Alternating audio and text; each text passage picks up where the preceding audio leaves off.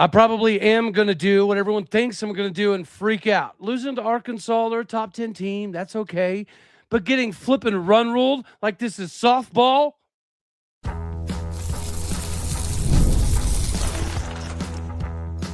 You are Locked On Oklahoma State, your daily podcast on the Oklahoma State Cowboys, part of the Locked On Podcast Network, your team every day. How are we feeling, all of our Big 12 and Arkansas brethren? Shout out to the regulators. Welcome back to Locked On Oklahoma State, your top stop for all things Cowboy and Cowgirl related. This one stinks, but thankfully I have a friend here to help doing the lifting. Connor, I don't know what the heck just happened, man. But yeah,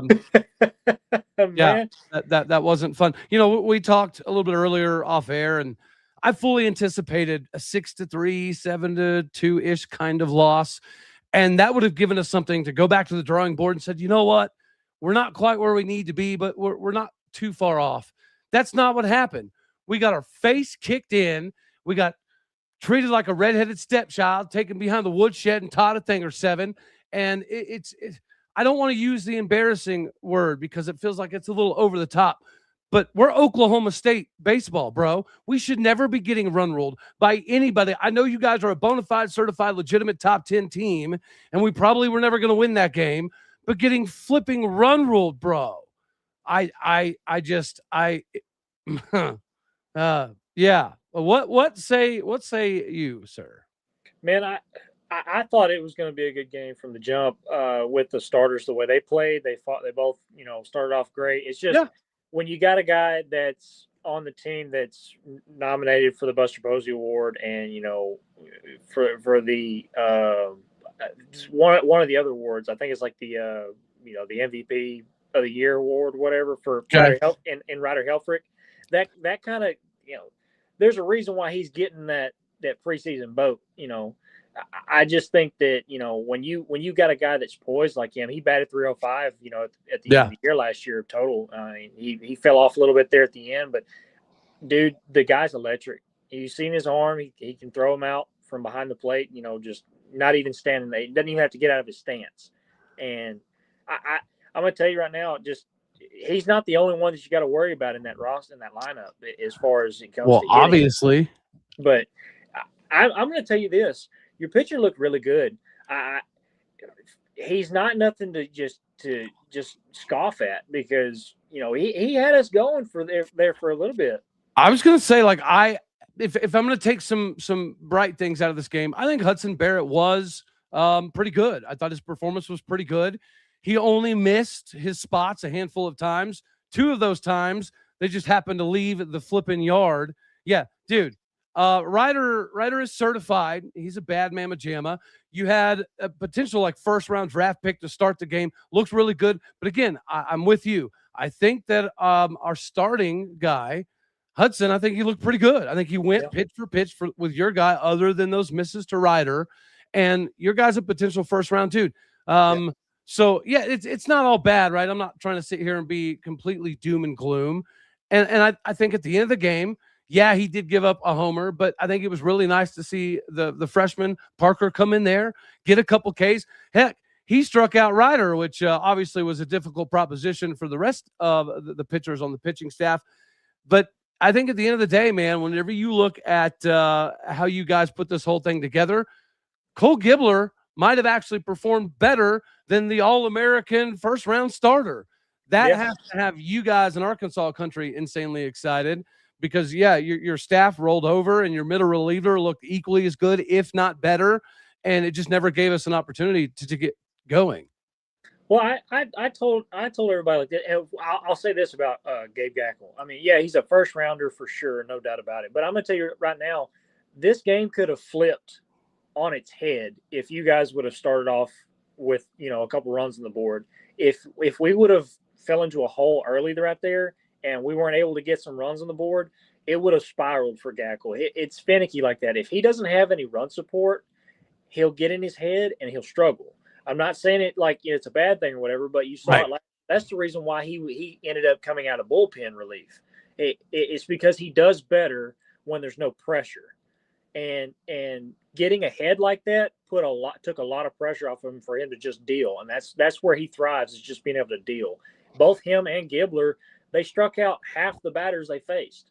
So I mean, if you put those numbers up each and every game, you're going to win. You may not win all of them, but you're going to win a majority of them, and that's a good recipe to have, is when you're striking out half the team, when you're facing them.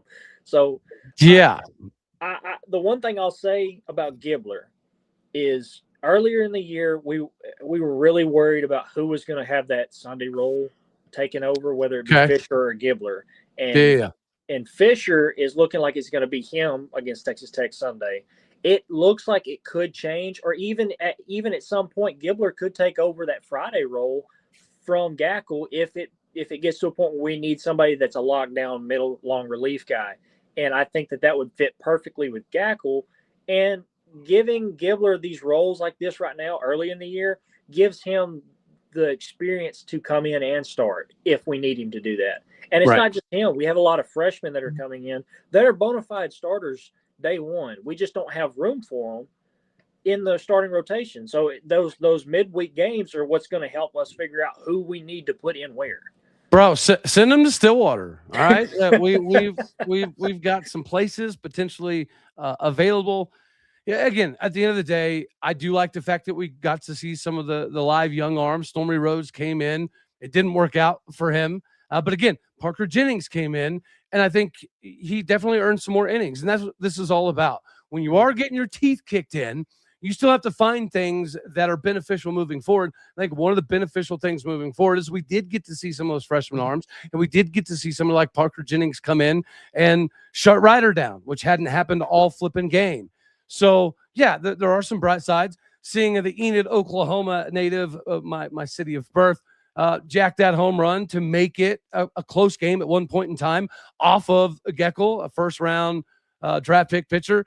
That was a bright thing to see. I think we made some plays defensively, but in crunch time moments, some of the guys that we were supposed to rely upon didn't exactly come through. And here's what I will say, and this is probably something the Oklahoma State fans in here are listening for, is I'm frustrated because that was the same old Josh Holiday. I'm gonna call a spade a spade. Josh Holiday, I think you can almost liken it to the Gundy situation. And losing to Arkansas 12-2 is kind of like losing to Oregon 66-6 or whatever the hell it was. Yeah. Now, thankfully, the next game is Bedlam, which is not the equivalency of Tulsa. So losing a Bedlam matchup, wouldn't be the end-all be-all for Josh Holiday. But I do think it's fair to question whether Josh Holiday is maybe not on a hot seat, but kind of warm, because, hear me out, nothing's changed. And I'm not going to disagree with you, but let's be honest. Pulling 3 SEC teams the opening weekend, that's rough, man, for any team. It's more potent when you're not playing SEC ball, year in, year out. So you don't develop it like, and I'll use an example. Texas back in 21. Okay. When they played Arkansas, they thought they were going to come in and just steamroll us. And we kicked their teeth in, 45-10 or something. Well, Steve Sarkisian realized that they weren't built for the SEC. So what he did, he went and got kids that were SEC ready to play, and they rolled in here like it was nobody's business year 1 and year 2 in the SEC, and competed for a national championship in both seasons. So that kind of stuff is what you have to understand. Like, you look at the better teams in college baseball, and you see what they're doing, what kind of players they're getting, and how they're utilizing that talent. And you go and you try to, I'm not going to say copy it, but you mirror it in some degree, shape, form, or fashion. Arkansas just gets a bunch of absolute giants, and they just let them play ball. Like, you got to think, Matt Hobbs, he doesn't call pitches. These guys are smart enough. They call their own pitches. He lets Ryder Helfrich do his thing behind the plate. They just go at it, and they thrive like that.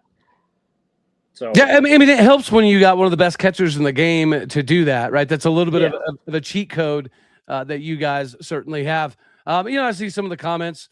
I like the outfield. I like the youth. I like the talent. I think Whitworth actually looked really, really good for being a young dude. But we need Colin Ritchie, right?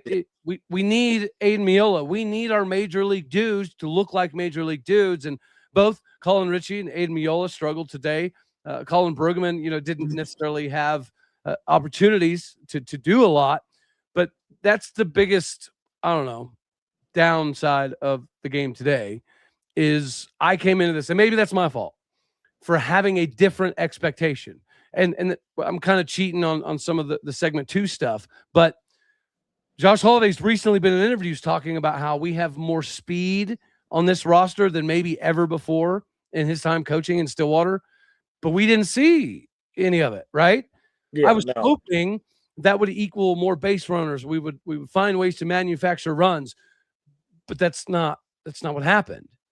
So I was going to bring that up. Nice in the comment section, but I'll continue to explain my frustration. But go ahead, brother man. I was going to actually bring up the base paths. I mean, Helfrich. The reason why we threw the first runner out, of the game, was because he was originally going to run before that was even done, but we kind of threw him off balance, throwing back behind him and stuff like that. And then he hit the foul ball. So he was thrown off balance. There's a difference I didn't say there's a difference.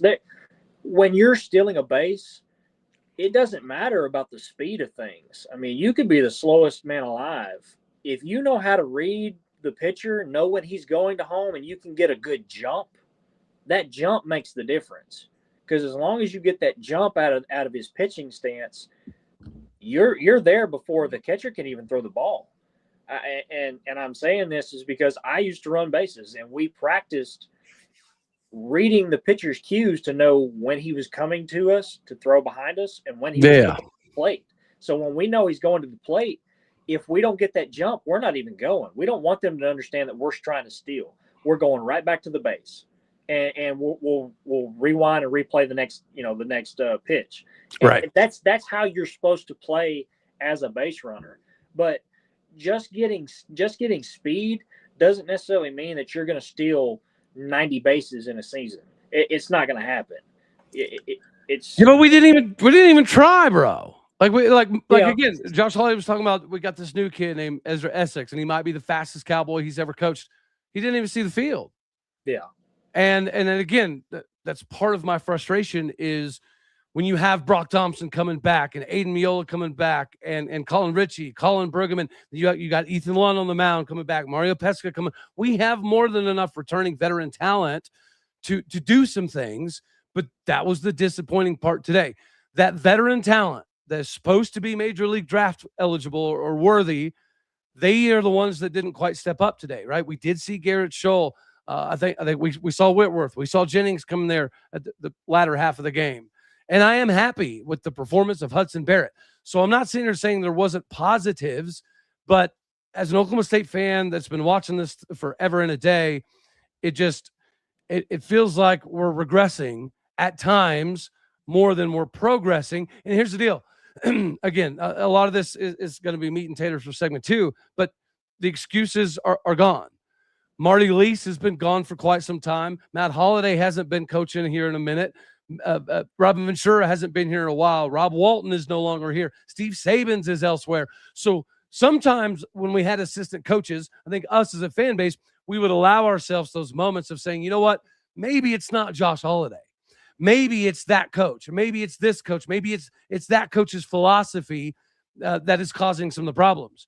But with all of those guys gone and all new staff, you're seeing some of the same things we've seen inconsistency-wise over the last 7-8 years, and it's so frustrating. Hell, I think we had the same kind of conversation at this time last year when I was talking about how great it is that we can get every 6'7", 6'8", 6'5" power hitter in America to come to Oklahoma State, because if you're Oklahoma State or Arkansas, Mississippi State, you're going to get the pick of the litter, right? So there's not a ton of 6'8", 6'9", 350 to 450 power hitters all over the country.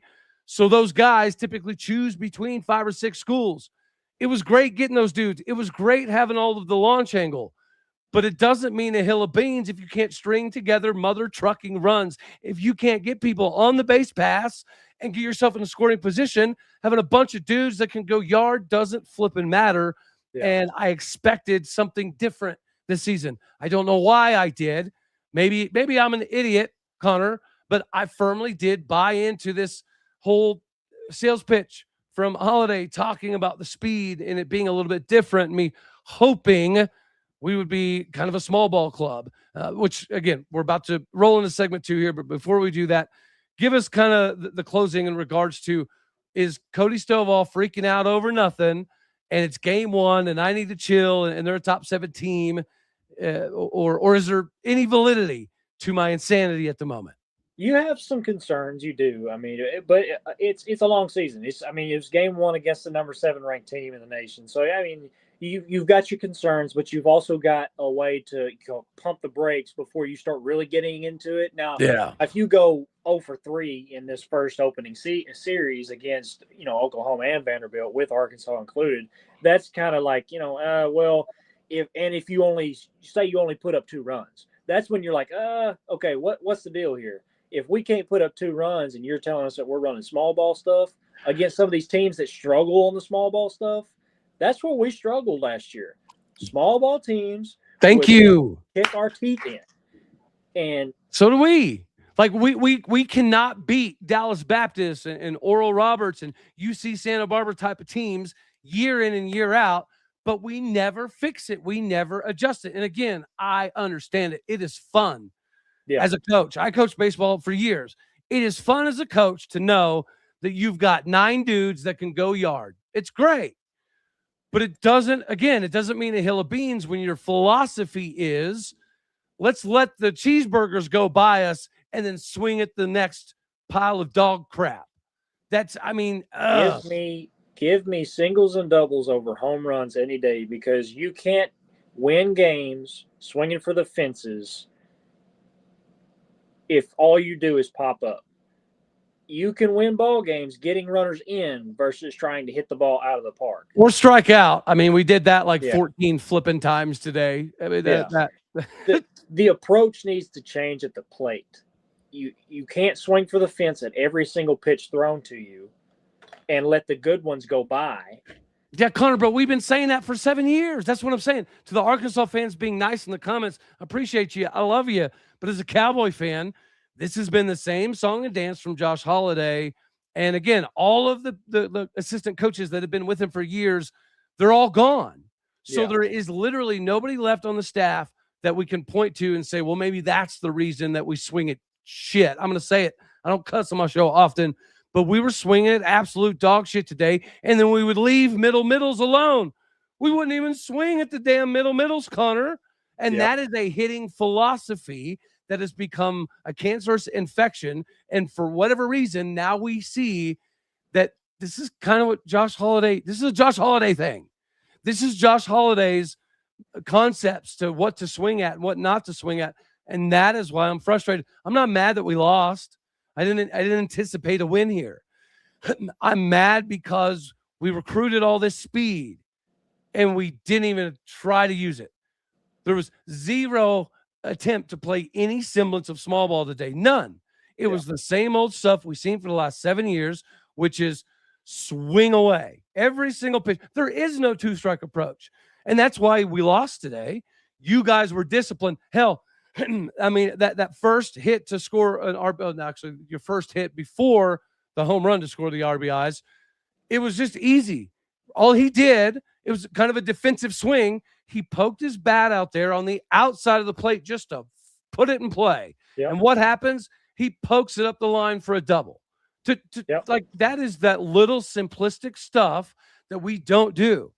And it's crazy. It's like, we don't understand the concept of it's okay to foul it off and stay alive until you get the pitch that you're waiting for.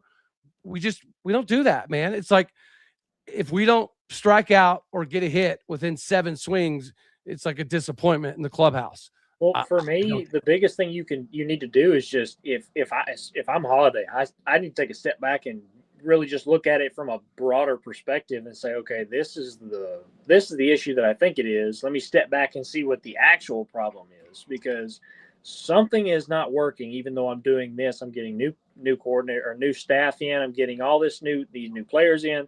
Nothing's changing, even though I'm changing things. Yep. What am I doing wrong? Is it me?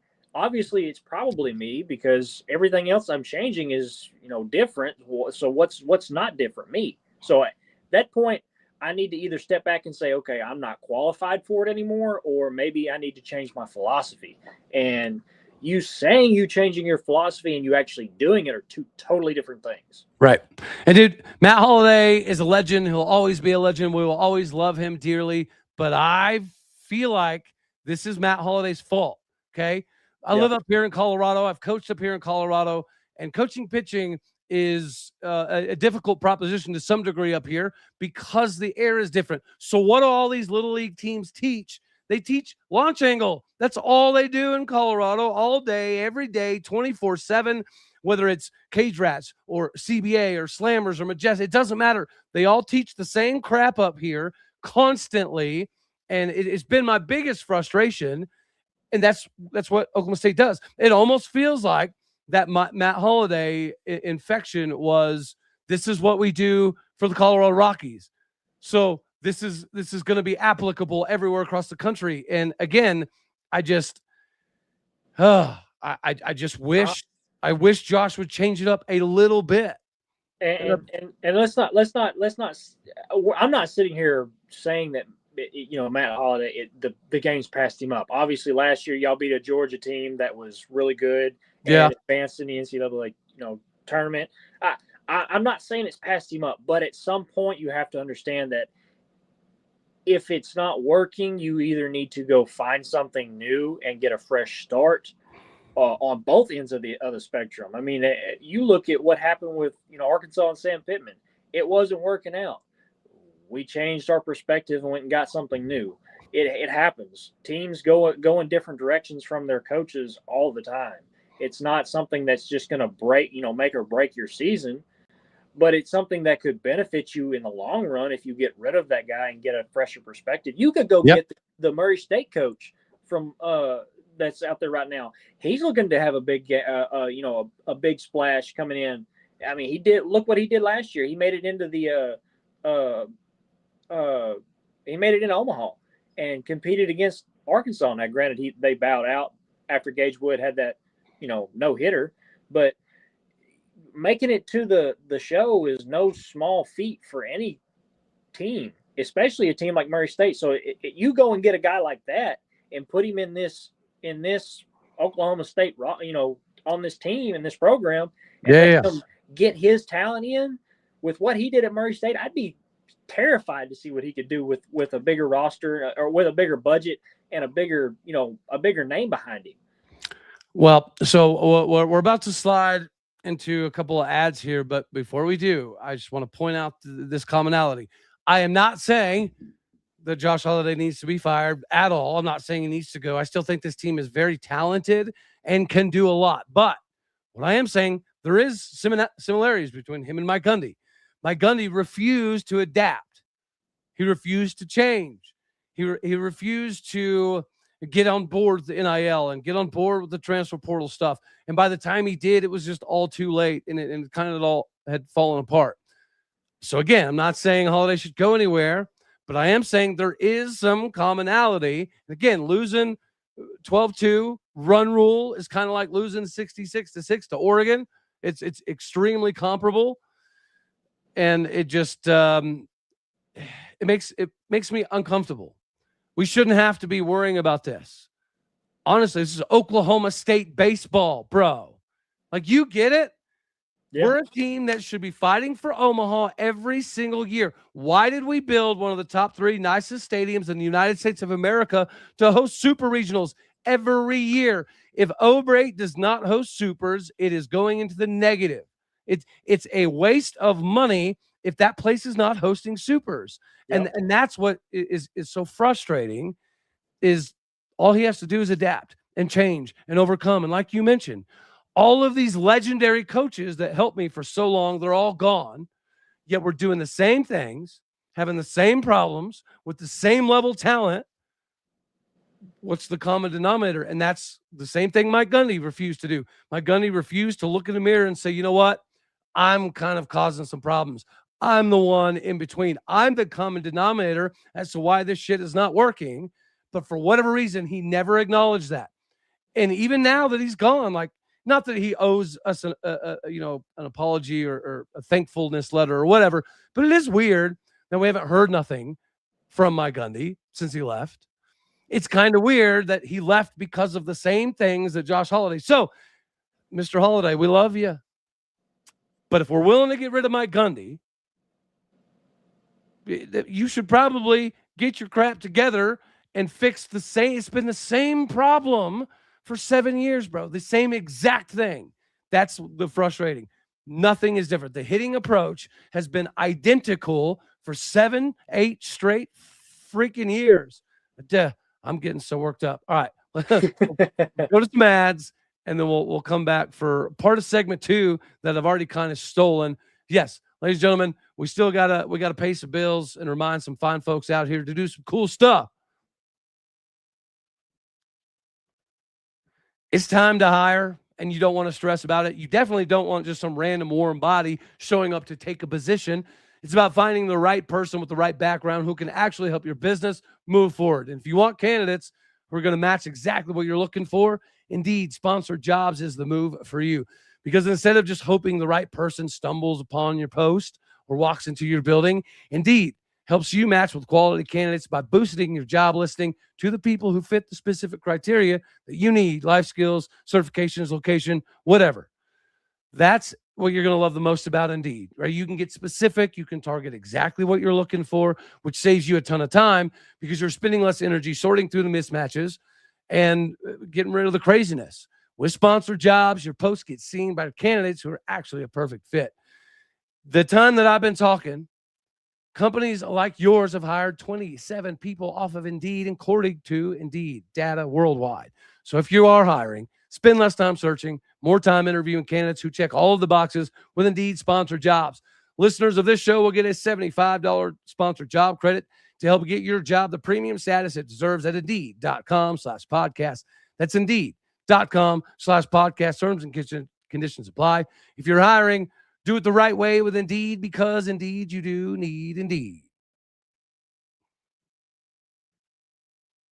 In the famous words of Lee Corso, not so fast, my friends. FanDuel wants to help you capitalize, because words are hard for me, on your bank account. The winter games are here, and if you're anything like us, you like locking in events on the biggest stages every 4 years. And that's why following the winter games on FanDuel makes the most amount of sense for you. From medal counts to individual events to finding your angle on the sports that you care about the most, FanDuel gives you more ways to stay connected to the action. We know the drama of curling that starts off super slow and then gets crazy intense at the end is fun to watch. Speed skating races decided by inches. Hockey games that feel so different right from the opening face-off that you know Canada don't stand a chance against America. The winter games are here. There's not a better way for you to follow them than with FanDuel. So get with FanDuel today, capitalize on your monetary gains, and play your game with FanDuel. Hi, buddy. Again, we stole part of segment 2, me hooting and hollering and complaining about the lack of small ball and how we have some of the fastest players we've ever had at Oklahoma State. Yeah, we didn't utilize none of them today. But again, I think that when you look at Oklahoma State compared to this Arkansas team, some of the comments have mentioned it as well. Discipline was a big factor in the game. Keeping your composure, right? That was a big ordeal. And that is frustrating because when you have some returning veterans like a Brock Thompson, like an Aiden Miola or an Avery Ortiz had some problems today.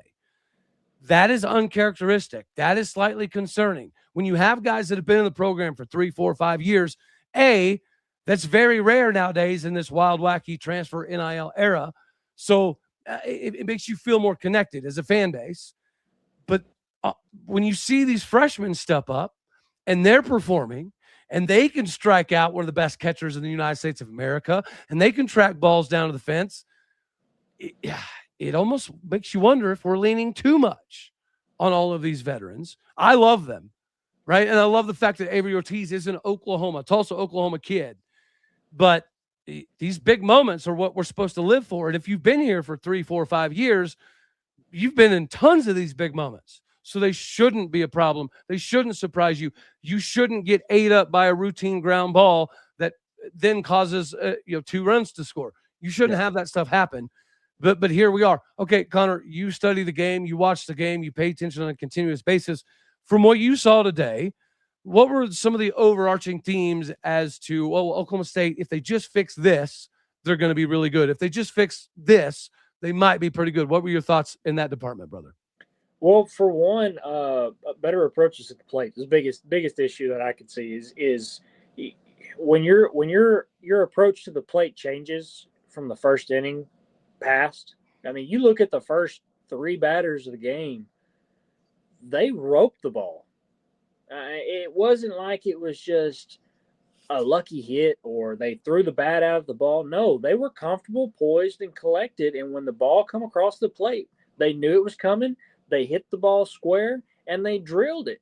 And then after that, it just seemed like the train just fell off the rails and just decided it was a 4-wheel drive ATV. I don't know what was going on, but I mean, it just seemed like the poise. It just seemed like the mental focus at the plate changed, like a flip of a switch. You guys were swinging at stuff low and away, up and in, just chasing things that just normally you don't see out of players at this level, especially guys that have been in your program for 3 years. Those guys that have seen these pitches and know what to look for and know what to not swing at, right. They're chasing and swinging out of their shoes for. And that was the biggest issue for me looking at Oklahoma State, if trying to figure out why your team was struggling as bad as they were. Not to say it was just an awful game. I mean, I get that it was 12-2 and all this, in all grandeur and everything, but the facts are is that if you just play a little bit more balanced baseball at the plate, the game is not 12-2. We still may score our 12 runs or whatever, sure, but it may be 12-6 or 12-8 or 12-12 going into extra innings. We don't know, but it's the fact that you guys were swinging out of your shoes at everything after the first 4 batters of the game, and I had no idea why it changed, especially with the guys that hit the ball really well in their first at bats. So that was the biggest takeaway. The secondary thing for me was it looked like everything was being forced defensively, where you're looking like you're trying to spear the ball instead of letting it come into your glove and field the ball, a routine ground ball, like you said, right there at third base. And instead of getting the out, now you got to hold it and the runner advances to third, and then it ends up scoring 2 runs right there. Same thing with the ball in the outfield where, the little floater that fell in, and you got Aloy sitting there drifting down the baseline trying to see how far he could get before he had to go back and go to third. That ball right there, if he lets it fall, grabs it, collects it, I don't know if he's going to be able to get it or not. But just for the sake of things, the way it happened, it fell at his feet. Instead of just doing what he did and pushing it and letting it, dribble away from him, that could have potentially, if Aloy would have picked it up and saw that he dribbled it or kicked it, he could have been at home plate right there, because there's no way he's going to field that ball and get it in home plate in time for him, to get the out. So those little things like that, forcing your defensive play, spearing balls, slapping at it, playing rough, playing rigid, you can't have that. Same thing with Arkansas. You look at tonight, we had 3 errors, throwing errors. You had one from Helfrich, you had one from Brumbaugh, the freshman, and I'm pretty sure you had one from Kozel tonight too. So you look at the way that we played. We were a little stiff, and things are you're going to get better. You're going to progress. You're going to learn from these mistakes, because, like I said, it's only game 1 for Pete's sake. You're going to get better defensively. It's just a matter of learning from the mistakes, and they'll go back and watch this game, and they'll say, "Look, this is what you did wrong. It's what you need to get better at. We're going to go out here and we're going to practice this day in and day out until you have perfected it, so that we can feel comfortable that it's not going to happen anymore in a game, or we're going to find somebody else that can do that for us in a game like this. So we're not worried about that situation, and we'll figure out another way to utilize you as a weapon, whether it be DHing you or putting you in the outfield or putting you in a different position in the infield. We'll figure it out. But for what I've seen, the two biggest issues that I saw out of Oklahoma State was the lack of discipline at the plate, the approach they took, and the rigidness and the stiffness that they played in defense, as far as when it came time to make good plays, sound fundamental plays. And that's the biggest word in baseball: fundamentals. When you fail to perform fundamental baseball on defense, you're going to give up runs or cost your team in the long run, whether it be an error at first base, allowing a runner to get to third base. It costs you in the long run. It may not look like it at the time, but if you go back and you look at games where teams have won, if you go into that error column, the team that had the most errors are the teams that lost those games. Right. Yeah. Well, again, I mean, I liken some of it to the Mike Gundy thing.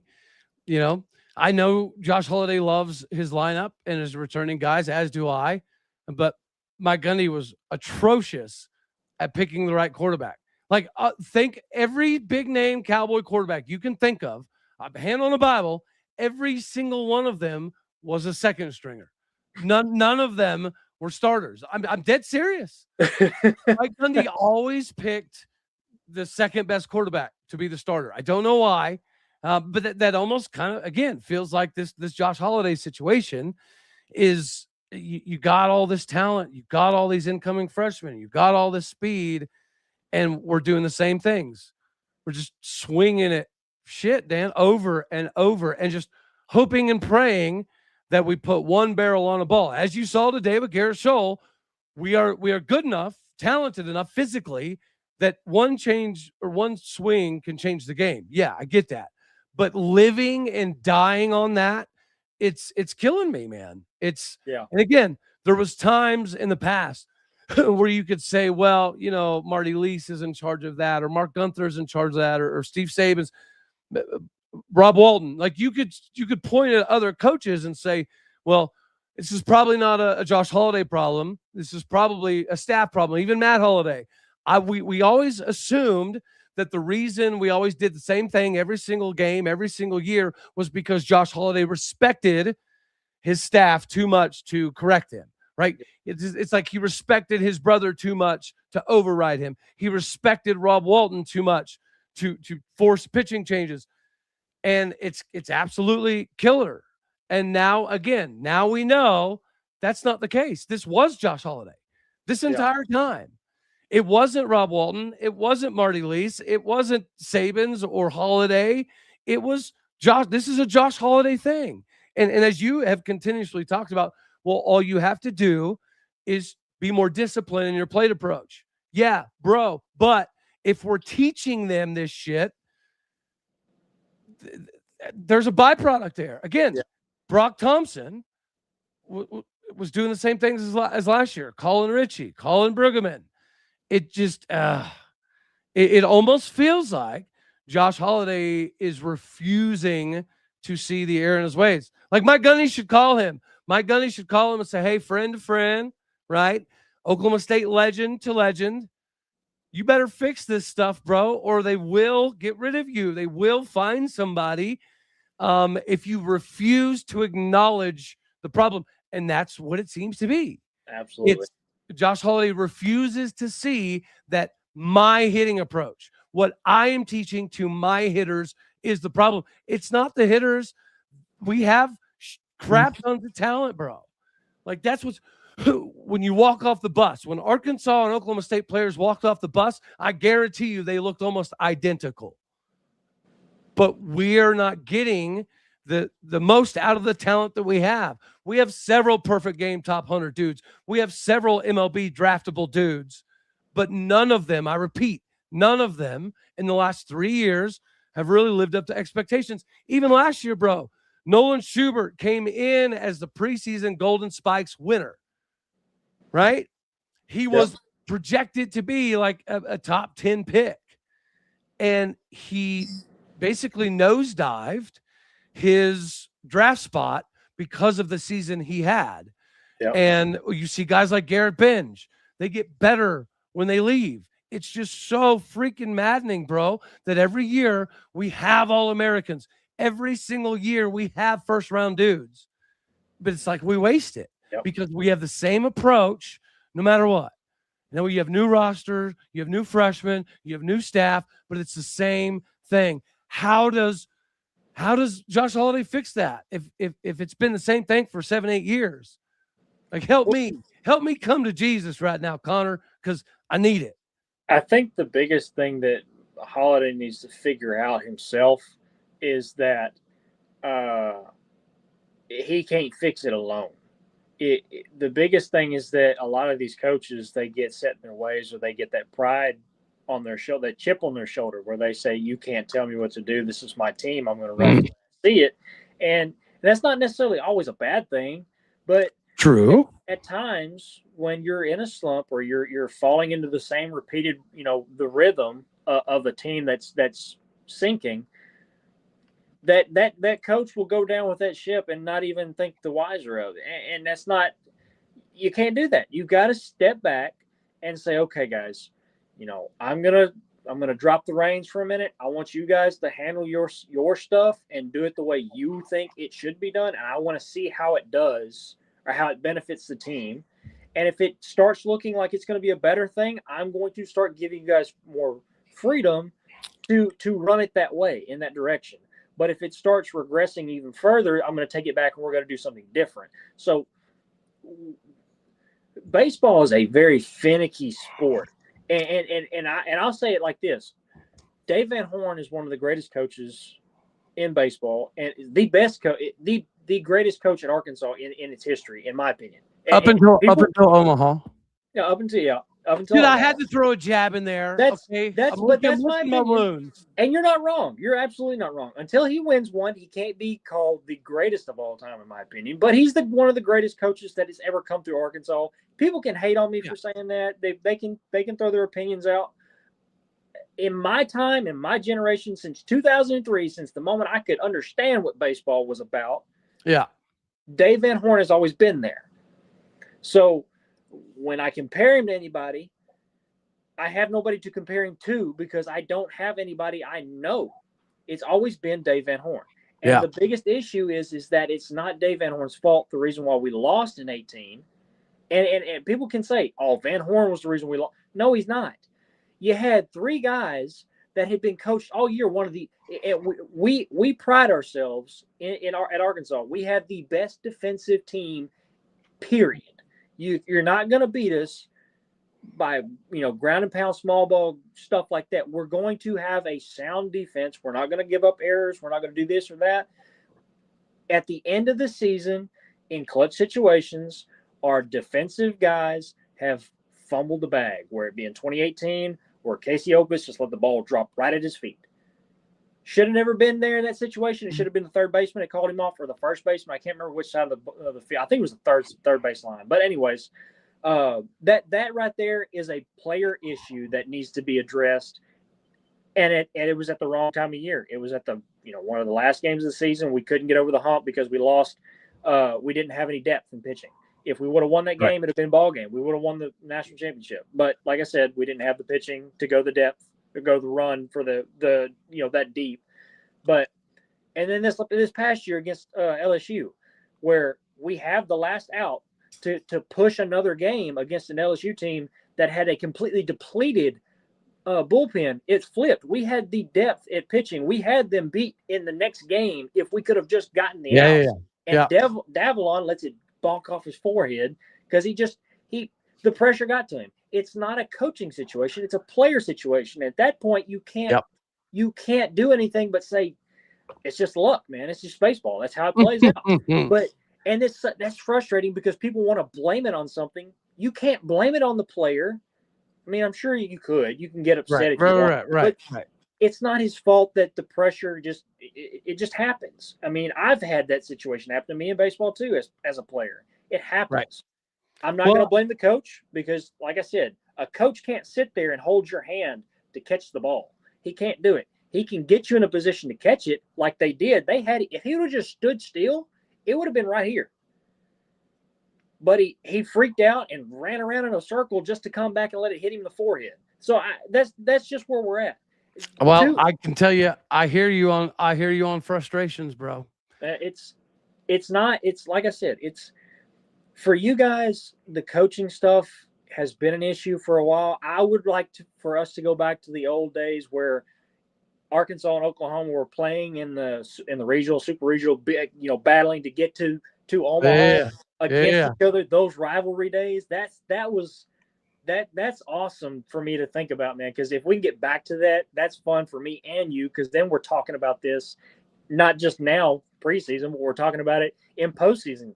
So for me, y'all's coaching woes.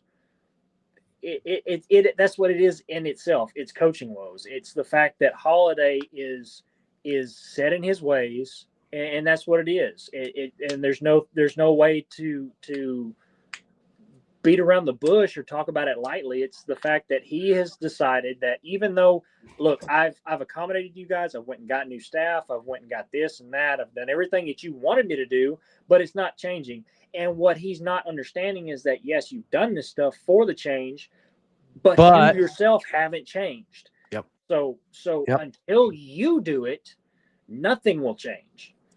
Well, and I know probably most of the people in here are baseball people, so they understand Oklahoma State fans, irritation.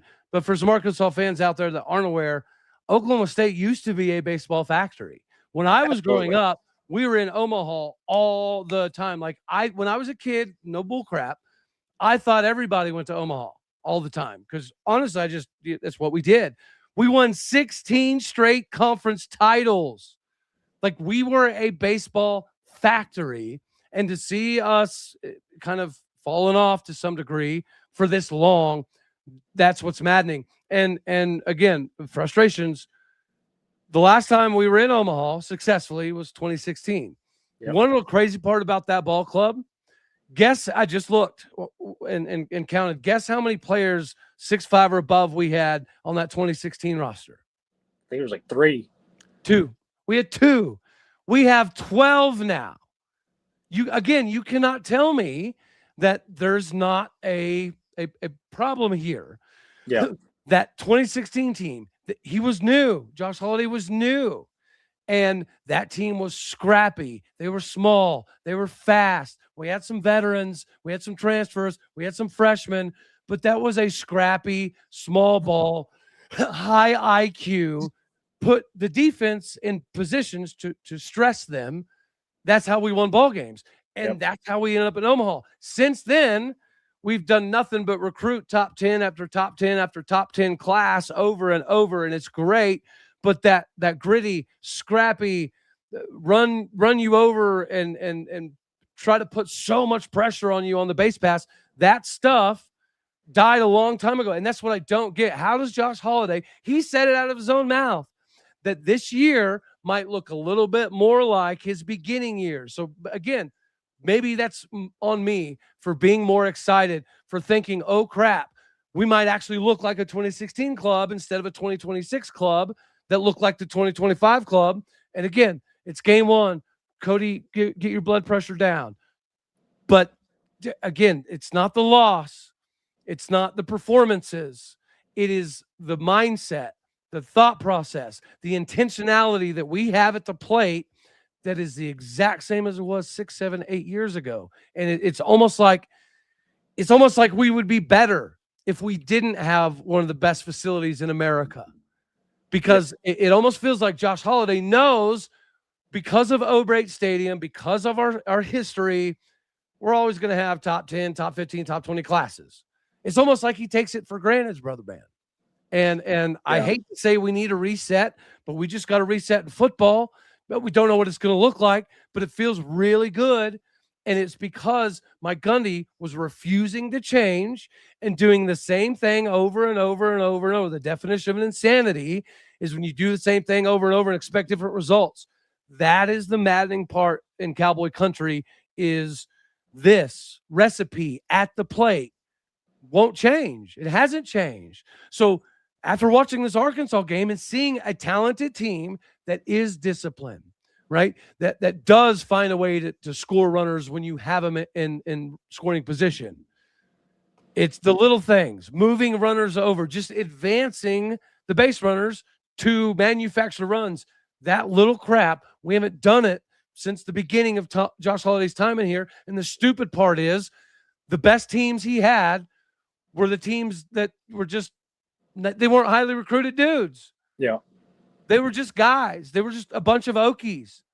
Yeah. And we've gotten so far away from that it blows my ever-loving mind. How can he not go back and watch film from 2016 and say, you know what? I've gotten so far away from that. Maybe I should get back to it. And I stupidly expected that this would be the season that happened, since he's been in the offseason talking about all this new speed he's brought on. And none of them played. Well, for me, it's like, you think about it. Arkansas, they're referred to as a minor league team or a farm league. I mean, that's what they are. In that retrospect, Dave Van Horn that's what he's built, and Matt Holliday was on the track of building that, and then at some point, I would say it probably would have been 2014, if you want to be honest. When I'm thinking about it, is when he kind of everything started to go down. I mean, like I said, you said the last time they were in they were relatively there was in 16. Yeah. But I feel like it kind of started going downhill on that track back in 14. Mike Anderson definitely didn't set Josh up for success. I will not at all. But again, that's my point, bro.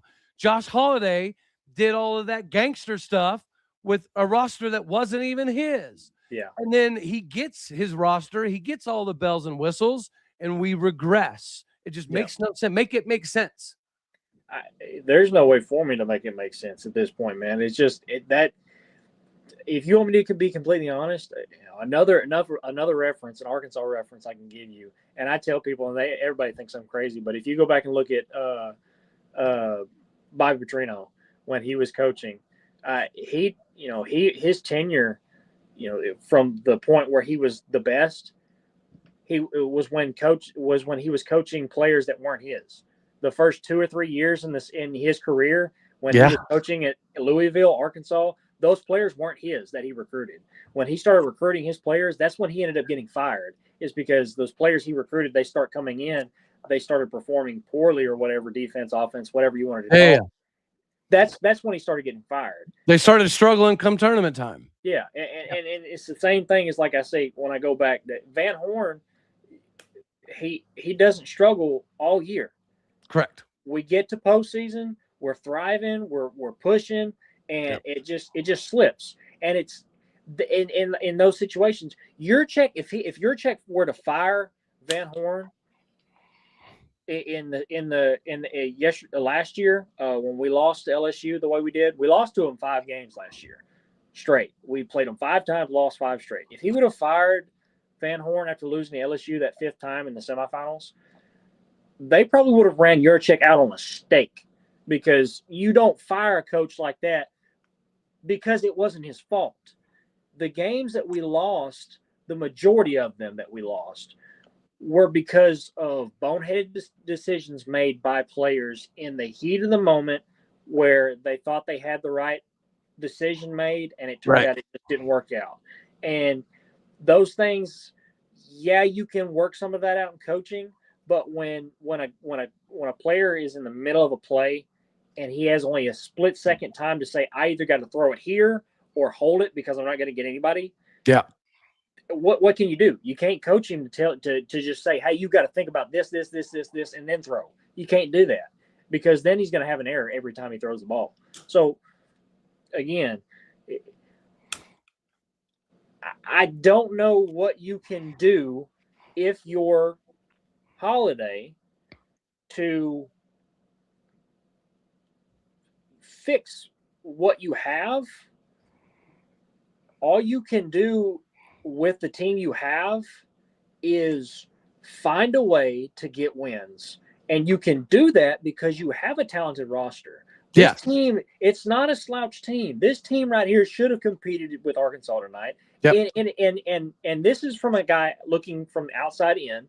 I can honestly tell you that this team was not a 12-2 loss team against Arkansas, a 7th ranked team in the nation. That Oklahoma State, in my honest opinion, is at least a top 15 team.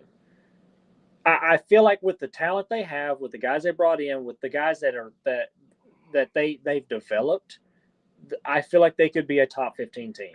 And I still believe, and I've told everybody this, that Arkansas and Oklahoma State and the guys that we play TCU and Texas Tech, those teams, they will be in the tournament this time at the end of the season. Dad, look at you, consummate professional. It's a perfect segue. We'll hit our last ad, get to the last segment, hit a few comments, and then we will roll on out of here. So before we do that, again, ladies and gentlemen, I got to remind you that, there's some fun things in life to experience, and Mazda is definitely one of those. Make sure that you are getting squared away today with a Mazda, where you can move and be moved by Mazda. That's right, ladies and gentlemen. Mazda moves the game forward for all of us out here. We know there's more to the score than what's just simply on the screen. Mazda reminds us of what it really takes to raise the bar. It's that extra work off the court, off the floor, off the field, dialing in all of the details, giving that extra fire to everything you do. That grit, the never quit attitude. Mazda puts all of that same passion into every single model. Highlights make the real. What it takes to get there is what makes it all count. There's more to Mazda, just like there's more to you. So get with Mazda today. Be moved by Mazda. All right, buddy, before we do get on off of here, got to shout out some of the peeps. Jackson Johnson, an SEC fellow host that jumps in front of a microphone, does some cool things. I appreciate some of these comments. B. Hole says, I feel like nerves and the errors on defense were obviously part of the problem, but I felt like at times some of the players were jogging to the ball or rushing to throw the ball, right? Again, discombobulated, maybe a very good word. We didn't seem sure of ourselves at times. That is very fair. And then I like this comment. Cody, do you think that this was too big of a game, basically spotlight-wise, for Oklahoma State being the first game of the season? I'm almost offended by this question, B. Hall. I'm going to be 100% real with you. Again, we're not what, we maybe used to be when I was a kid, when we were playing for Natties, but this is still Oklahoma State baseball. We have arguably the best facility in all of the country, right there with Arkansas, Mississippi State. So we should never be in awe of an opponent. We should never feel like a moment is too big, especially when it's Arkansas. Like, there's animosity here. The times that y'all have come to Stillwater for supers and we've had to go to Fayetteville for regionals, there is baseball animosity between us two because we're always typically top 15 teams. And these games are always typically down to the last at bat. So to see Oklahoma State just get destroyed, again, that's one thing. But that one word, I just can't. It reminds me of a high school softball game. We got run ruled, bro. That's what I just can't. Again, like, I'm sure there's going to be some Oklahoma State people that say, well, embarrassing is too strong of a word, but I can't think of another word for getting freaking run ruled. That's embarrassing too. Yeah. Got run ruled by a rival. You're not spitting. You're not even spitting distance from us. I mean, you're practically neighbor. You can go down and ask for a cup of sugar anytime you want. I mean, that's how close you are to us. And it's the fact. Pressure? No, it's not pressure. If you want me to be honest with you, it's the fact that it was an unprepared team going up against a team that had been prepared for that level of play all preseason, postseason. Since the end of the season last year, Arkansas has been competing against the top of the top players in California and Canada, wherever you want to put them at. They've been competing against elite talent, and Oklahoma State guys, I'm not going to say they haven't been doing that, but it looked like they were unprepared against Arkansas tonight, and you could see that when your starting pitcher is in a rhythm, he gives up a couple runs, and then and then he settled in. Snowballs. Yeah. It just shows that it's not that they were, it was too big of a spotlight. It was just that they were underprepared and undercoached. I could not agree more. All right, dude. So we have a couple big opportunities here. We've got OU up tomorrow, and OU's ranked number 18 in one of the polls. Why there's like 5 polls for baseball that I don't get. But yeah, OU's ranked number 18 in one of the polls. They had like a 37 win season last year. They had some returning talent. Obviously, they grabbed a couple high end guys in the portal. A matter of fact, they grabbed a couple guys that I really, really wanted Oklahoma State to take swings at. And then we get to close this thing out with Vandy. So it's not necessarily going to get much easier for us. Bedlam is Bedlam. Any loss in Bedlam is embarrassing. So any Oklahoma State fans that say embarrassing may not be the right word for today, it will be tomorrow if we freaking lose to OU. But thankfully, I think we're going to have another veteran taking the hill. I think it'll be Mario Pesca. It could be Ethan Lund. But yeah, we're in a, I don't want to say, you never want to say must win this early on, right? But yeah, after that performance, I think just to keep the engagement of everybody in the locker room, I think you have to have a good performance against OU. Even if it's a loss, it's got to be like an 8-9 kind of loss for us to feel like we have something positively to move forward. Meanwhile, you get to take on a couple of our Big 12 brethren. So it's up to TCU and Texas Tech to save the Big 12. I'm sorry we let you all down today. But, what do you think? Because TCU is supposed to be a legitimate, real test for you guys. TCU has been a big rival or a big challenge for us in this opening weekend series for the past. Well, this 3 is years. the best game they've had in like 4 years. Oh, absolutely. But if you go back and look, we beat them last year. The year before, I think they beat us. So it's been a back and forth thing for the past couple of years against TCU, and they're a scrappy team. They're one of those teams that prides themselves on the small things and getting bunts across, getting runners in scoring position. They are the epitome of what Arkansas cannot get past. And the facts is that we're throwing a guy he's never started. Hunter Dietz, 6'4", 245 pounds, absolute beast. He's throwing 97, off the hoof, just at a flat. And he'll give you maybe 6 innings, 7 innings, depending, because like I said, he's not that true starter just yet. He'll probably fill into that role and get himself, he'll train himself into that position at some point this year, and he'll get settled in. But this is going to be a good spot for him, especially against the TCU team, to give himself a look at what he's got to do to improve or to just compete. And like I said, the guy is an absolute monster. Should not be playing baseball. Should be a DN somewhere, right, stacking quarterback. When I saw that we got him, he was originally a football prospect, and Dave Van Horn snagged him, and I was like, there's no way he's going to come here and then he's going to roll over in the football program at some point. I was right, yeah. But here he is. I think this is year 3 for him. He's a redshirt sophomore, I believe. But the guy's got a lot of spunk and a lot of good stuff, and I like what I see out of him, especially this preseason in fall ball and stuff.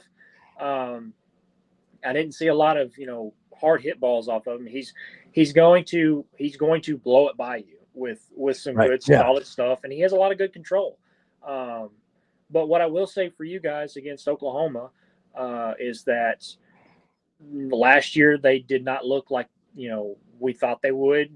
The year before they were a very competitive team. They beat us in the super regional or the regional. I can't remember which one it was, but they beat us to advance, and they looked really good. And after seeing them compete last year, it looked very lackluster. Like they left a lot on the bone from from an outside looking in standpoint. Yeah, this year with the talent they brought in and with the stuff they've got a nice young pitcher that's going to be.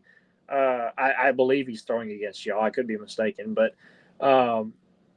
it's going to be nice for us because we have I think it's the 12 o'clock game tomorrow, so we're going to be able to sit back and watch you guys play them. So we'll get a little bit of experience because we played them at the very end of the season, rolling right into the tournament. So we're going to get to be able to see what they have and what they look like, and it's going to be nice for us to kind of cheer you guys on because even though we have a rivalry, I know those guys think of y'all as brothers, and a lot of guys are really close over there between the Oklahoma State and Arkansas line. Okay, I thought you were saying OU. I was like, no, brothers at all. They're not.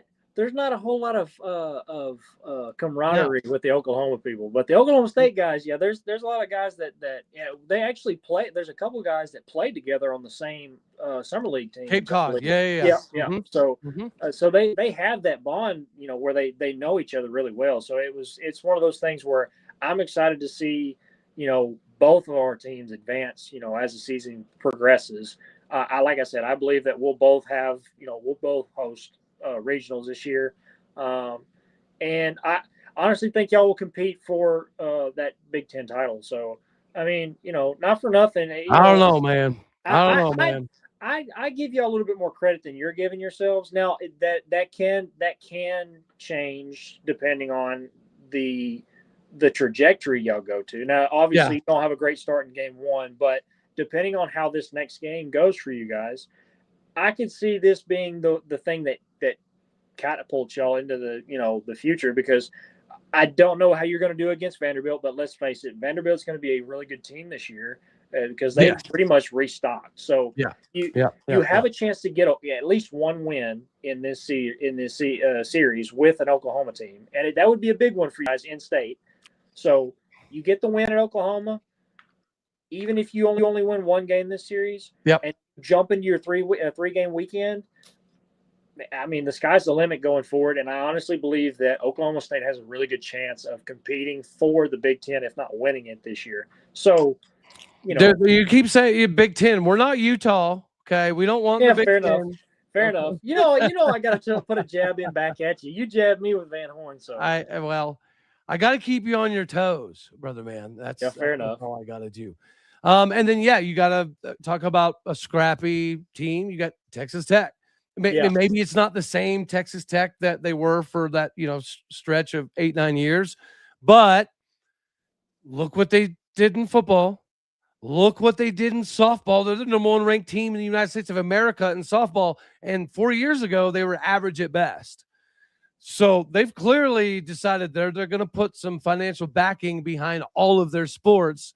Yes. So there's a good assumption that some of the guys they got in the portal are probably some freaking dudes. I mean, I don't know. We don't know, but it's scary to think, man. It really is. I'm excited for it. I do love this tournament. Obviously, I wish we would have had a better representation, but I'll be real with you. When this whole thing was announced, the only game I expected to win, honestly, was Bedlam. Yeah. But that run rule thing, man, I can't get over it. I can't. If we would have lost 12-2 after 9 innings, it probably would feel a little bit better.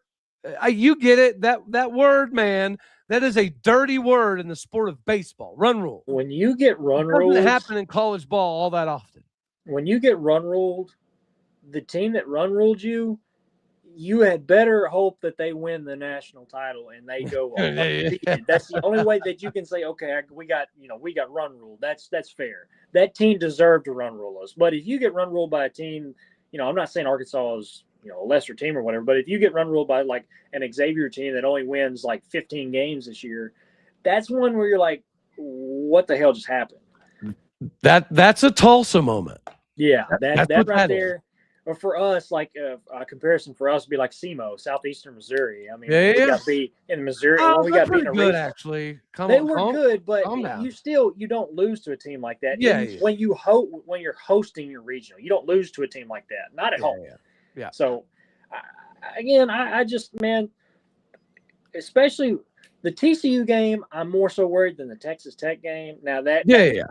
because, like I said, the TCU team, they're going to play like they did in years past. They're going to be scrappy. They're going to want to get nitty gritty and fight for every run. If they've got a runner at second base and one out, they're going to do whatever they can to get that runner in with the two outs that they have left. And they'll more than likely, odds are they'll get him in. And that one run could be the difference. And you got to remember, TCU last year, the first half of the season was a struggle for them. Yes. They struggled. Second half of the year, they actually started stringing some wins together. I think they ended up winning like 8 or 9 in a row their latter half of the season. And they had like 7 freshmen that were big-time contributors. And I think all 7 or 6 of the 7 are back this year. So you had a very young team last year clearly start to figure it out at the very end. And they come into this season on a mission because now all of those freshmen are not only, sophomores, but yes, a few of them had massive Cape Cod seasons. Yeah, this is supposed to be a big TCU year. And as a Big 12 fan, I want TCU to be good. We need Arizona to be good. Arizona State looks like they're going to be good. Texas Tech has the capability of being good. I do think we also have the talent to be there in that max. I do think that TCU and Arizona are kind of a little bit above the rest of us in the Big 12 this year. But that race for third place in the Big 12 is actually going to be pretty wild and pretty fun to watch. I would say, in all honesty, if this season does not pan out, if you guys end up falling short of postseason, of a postseason bid, the conversation needs to be had of where does Matt Holliday stand with us anymore? Josh, I wouldn't give him hot seat energy right now because, like I said, it's the first game of the year. But when you start getting towards conference play and you look back and you've only won a handful of games, or you've only won, a slightly larger margin of the games than what you've actually played, that's when you're like, okay, this is not boding well for conference play. If you don't win the majority of your conference games, that's when I would say, okay, he's got to go. It's not nothing personal. You're a great coach. You just do not have a place here anymore. We can wish you the best of luck if you go somewhere else. And he may go and ball out somewhere else. It just happens. It's like what happened with Calipari. It wasn't working out at Kentucky. We got him over here at Arkansas, and he's thriving now. It's just when things start turning over at a program, you have to part ways, and it benefits both coach and program at some extent. So with Oklahoma State, at some time you got to cut the rope, man. And maybe this year. I really, really, really want Holiday to be successful because, again, you got to remember, when I was a kid, when we were always going to Omaha, I watched Josh Holiday as a catcher in Stillwater, and he played his 4 years and so on. You got to remember, his brother skipped OState and went straight to the pros. Jackson Holiday skipped OState straight to the pros. Ethan Holiday is going to skip OState, go straight to the pros. Yeah. So Josh Holiday is like really the only Holiday that actually stayed here and played here, and he was part of the Gary Ward era. So I'm an old school nostalgic dude. Yeah. I want Josh Holiday to be massively successful, but I also wanted Mike Gundy to be massively successful. Yeah. And I also knew the only thing preventing Mike Gundy from being massively successful was Mike Gundy. It's the same thing now with Josh Holiday. The only thing preventing Josh Holiday from being massively successful is Josh Holiday. Yeah. And that's, again, I hope Josh looks at this weekend and realizes, okay, the common denominator is me. The hitting philosophy has been the same for the last 8 years because of me. Yeah. And it's up to me to fix that because we have multiple top 3 major league draft picks. We have multiple 3-round draft picks, and they're getting wasted. They're getting absolutely wasted. So you're not going to keep getting top 10 classes if they start seeing that they're never going to get better in Stillwater. Yeah.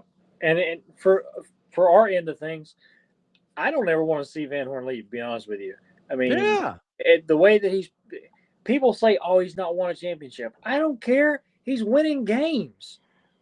Yes, I would love to have a championship at Arkansas, but the minute he wins one, he's retiring.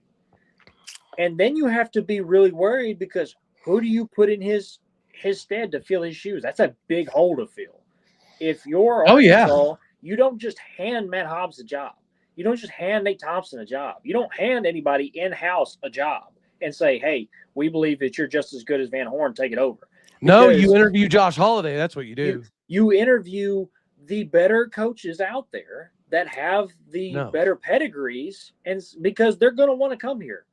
They want to be behind a program that is what Arkansas is. Hell yeah. I compare it all the time. Van Horn, aside from the championships, is Nick Saban of baseball. If you want to make that comparison, he doesn't have the championships. People can call me crazy. I think you can say he's the Mark Richt. He is. There you go. He is one of the most winningest coaches. Yeah, hold on. For people that don't, that's not Mark Richt won like 11 games every single year. He just couldn't win the titles. Yep. And the thing for me is that, and they said it tonight, since 2017, Arkansas is the most winningest team in college baseball. And that is something that is massive. Even if you don't win championships, the fact that you're winning those games, you're winning 40-plus games a season. I'm actually glad you brought that up because I think from Oklahoma State fan base, again, for the 97th time, I don't want Josh Holliday to go anywhere. I want him to fix his shit. Yeah. Right. That's what I want. But at the same point in time, you gotta be willing to face the music. And Oklahoma State football fans, we've been freaking out forever about, well, you can't get rid of Mike Gundy because we'll never get somebody as good as Mike Gundy again, right? You've heard that 1,000 times in Arkansas. Yeah. It's not the same with baseball. You cannot say that with baseball. You can't have your I understand from the OState football fans saying if we fire Gundy, we may never get back to that Gundy level. That's true. I get that. But you can't say that in baseball. No. There will be coaches lined up to go coach at freaking Obrey just because that facility has more shit than the Texas Rangers do, than 98% of major league facilities do. So most players that leave Oklahoma State, leave Arkansas, leave Mississippi State, leave LSU, when they go pro, they're going to downgrade in facilities. Like that's just a fact of life. Yeah. So for Oklahoma State fans that are like, well, you know, it may be hard to get somebody like Josh Holliday. No. That stadium will bring in coaches from all across the country just because that is a crazy recruiting tool in and of itself. Then you have the tradition, you have the legacy, the history, and there's just, I don't know, a lot of pride in Cowboy baseball, and it stinks. I never thought. Biggest example I can give you: Arkansas is not a destination place. You don't say, "Oh, I'm going to Arkansas because look at all the stuff they've got." Arkansas has one of the top 5 best facilities in program in the programs in a college atmosphere. If you look at our facilities, we paid to have the best facilities, and we got them. And that's why kids come here, is because we have the best facilities. Now you get major league training at that building. That is why they consider Arkansas baseball a farm league team, is because they have a minor league field built with minor league stadium or minor league facilities. It's an affiliate of a freaking, I don't know. You look at the teams that they are going to right now: the White Sox, the Orioles. Hell, there are kids that are playing baseball right now. Heston Kjerstad is one I can think of that's still playing right now for the Orioles. Hagen Smith for the White Sox. Those guys like that, they don't get to that place playing in those positions without having good facilities. Because if you just go and play at Murray State and ball out, it's not what you could get from playing at Oklahoma State, Arkansas, playing at Florida. Those facilities are what make those players ready to play in the big leagues. Correct. So, because we have all of the laser guided stuff that Yeah. can show you every centimeter of your body that's doing Yes. this and doing that, and Yep. how if you hang on to the lace, 0.2 of a second longer, the ball's going to do this. Yes, Yeah. we have all that, and the cryotherapy stuff. Like, yes, there's only like 5 facilities in college baseball that have all of that. Yes. And Oklahoma State is thankfully one of them. And I will say for Oklahoma State fans, you can't have your cake and eat it too. Just because you want a coach, or you think that you won't find a coach that's going to compete at the same level as a Holiday or a Gundy, you can think that, and sure, that may be the case for a couple of years, but one coach is all it takes to come in and completely flip that culture around and start getting his guys in, and the ball starts just picking up speed. And then it's a snowball effect, and then you're back into where you were in 2010. And my thing is that, when you look at Oklahoma State and you look at the culture and the history that they have, there's no way that you're going to have a 5-year stretch where you have horrible coaches. You may have horrible hires, but it's almost impossible to have a program with facilities and history and culture like you have and not make at least one decent hire in that span that'll get you back rolling. Yep.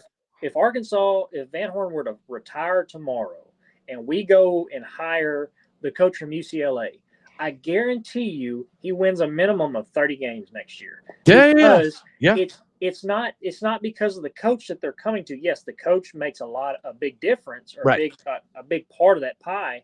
But Correct. The facilities, the coach, the training fact, all of that stuff combined is why those players go there. Yep. You could have freaking, I don't know, you could have Billy Bob Thornton and BFE come over to Arkansas and decide he was going to coach the team for a week, and he could get those guys prepared because the facilities are what makes it easier for these coaches to get these players ready. I've told some of the kids that I coach, like, if you get an offer to go, if you get a scholarship to Oklahoma State or Arkansas or Mississippi State, LSU, Ole Miss, even if you're probably never even going to come close to touching the field your freshman year, you still go for that freshman year development, because there's nobody else in the country that can develop you the same way as those places. So I've even told guys, I hate the portal, but if you get an offer to an Oklahoma State, Arkansas style of place, like, you go there for a year, you take that next level development, and then you transfer and you have tools that other guys never had access to. My biggest thing, what I would tell a kid, especially if he's coming in as a redshirt freshman and he's deep in the depth chart, I would tell him that if you go to one of those programs, just because you're buried in the depth chart doesn't necessarily mean, by the time you get to be a redshirt junior or a redshirt senior, I would prefer you stay until you can no longer have any more eligibility. I would stay in that depth chart and work your way up, because by the time you become a redshirt junior, redshirt senior, if you're still there, if they still have a spot for you, if they don't tell you, hey, you need to go into the portal, they want you there. There's a reason why they want you there. They think that as long as you continue to progress in their system, that depth chart gets smaller and smaller and smaller every year. And the fact that you're a upperclassman after 2 years means so much more to them than anything. They don't want to start their freshmen. They want their upperclassmen that have experience in their system and knowledge of what they want in that position. So if you're a 4th string center fielder, but granted, you're not going to have 4 center fielders or whatever, but if you're a 4th string outfielder, we'll just say that. If you're a 4th string outfielder and you're a redshirt sophomore, give it 2 seasons, you'll be starting somewhere. You may not be a center fielder, but you'll be left field, right field, easy. And it may not even be that. They may even put you in second base or something to try to figure out a way to put you in the game, because you've been in that system long enough to know what they want out of you. I agree completely, brother man. I agree completely. Well, It's been fun. I appreciate you and your Arkansas crew allowing me to vent and get some frustrations off of my chest. And you know what's funny is like before we went live, my wife had asked me. She was like, "You were very irritated. Are you sure it's a good idea you go live?" And I was like, you know what? I'm not gonna lose my mind and talk about Josh Holiday being fired. And then I did. And then I did. Again, I don't want him fired. I want Josh Holiday to just admit, you know what? Maybe I've had the wrong approach. And he can save his job if he comes forward and says, "Listen, I understand that I am the reason why we're losing games in this fashion." If he'll come out and say it, he'll save himself a whole nother year, because people will then give him. It may not be feasible to do this, but it'll give him a whole nother year to say, "Okay, listen, I've acknowledged my problem. Yeah. Now I'll address it. I'll try to do it this year and fix it this year. But if I can get another year, I can then completely fix it. And if I can't, then you let me go." As long as he addresses it, I think that helps him. But the fact that he's not going to address it, because he's not. Well, probably not. I would bet the farm on it. I would take the over that he would not address it. And if he does, I'll just lose my money and sell my house. But there you go. So there you go. I like it. All right, buddy. Well, thank you very much for coming on here. Everybody out here, make sure that you check out Arkansas tomorrow, because it'll be pretty cool. We will get to see them take on TCU, and we need to know a little bit more about TCU. And then right after their game, we'll get to have a round of Bedlam. And for all of you out here remembering, the last time there was a Bedlam when OU was in the Big 12, it was for a Big 12 title, and the Cowboys won the damn thing. It's been a downhill slide since then, but remind OU folks that the last time they played us for a Big 12 title, they got their face kicked in a little bit. So, well, I'm here to tell you, I hope that y'all kick their teeth in a little bit, because then you can say, "Hey, listen, you know what we did to y'all? Get ready, Arkansas is coming." So, yeah, you look forward to it at the end of the year. I think all Cowboy country faithful will admit that anytime there's Arkansas versus OU, we're Hog fans that day. So there is that. Yeah, you mentioned earlier about we're so close we can share sugar. I wanted to say it's been so competitive between Oklahoma State and Arkansas over the last 15, 20 years that if you came over to ask for sugar, I'm going to give you some, but we're probably going to fist fight beforehand. After what happened today, if we asked for sugar, you guys would treat us like the kid that's in the corner picking his nose all the time. You're, "Sure, honey. Oh, sweetheart, you can have a whole pound of sugar." That's how today feels. All right. I'd hate to come ask you for some sugar right now. You probably give me some salt instead and be like, "Hey, here you go." I don't spike my tea with some salt. I might just give you the keys to my house and tell you to burn it, burn the whole thing. I don't know. But anyway, buddy, thanks a ton for coming on here. We'll definitely have to reconnect and do this again. Let all my fine folks out here know how they can track you down and see what you do, since you live, eat, sleep, breathe in this baseball hemisphere. What do you got rocking? What's the name of your show? Plug it, hit it, get it.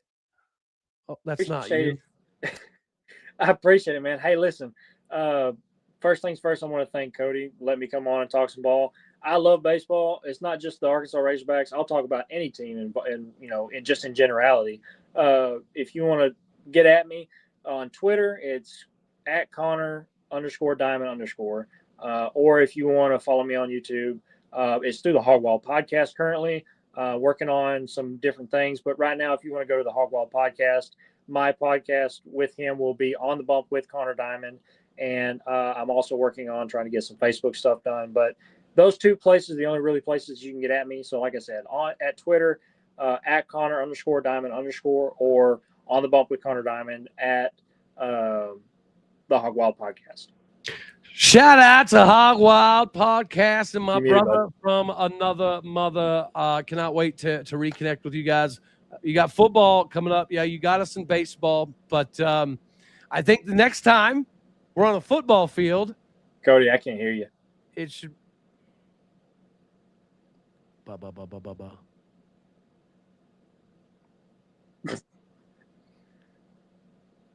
I don't know. I can't hear you. I don't know. You can't. You can't hear anything I'm saying. I can see your volume thing. I can see you where it's sounding off, but it's just not reading through my. I can't hear it through my speaker. Well, I had a problem with my mic on a live show. But, a few days hey man, ago. I appreciate you having me second. on. Oh, okay, I got you. Hold on. 1 second. I'm trying to fix it. Default image.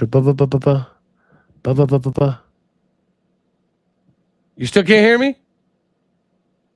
I still can't hear you, man. All right. Well, I love you. I love you too, Cody. Peace. Appreciate you having me on, man. Peace out.